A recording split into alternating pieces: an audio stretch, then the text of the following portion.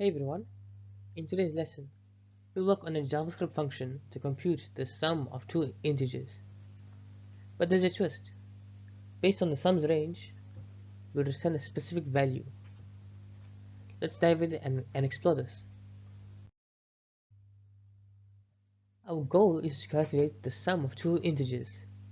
If the sum lies between 50 and 80, we'll return 65. For any other sum, we will return 80.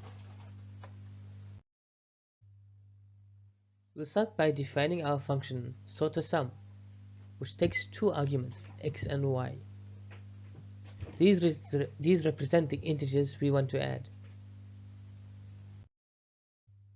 Next, we calculate the sum of x and y and store it in a variable named sumNums. This will help us evaluate the range condition for the sum.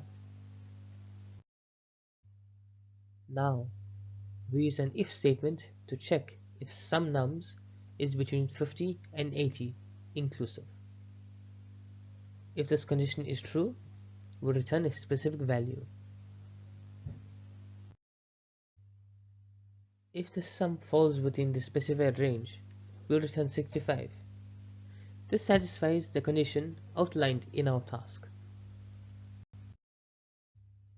If the sum is outside the 50 to 80 range, we return 80. This ensures that any sum falling outside our specified range defaults to 80. Here's a couple of examples.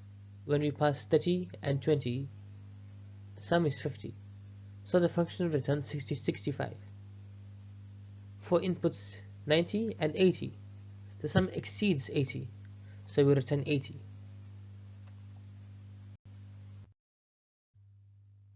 For a more compact solution, we can use an arrow function with a ternary operator.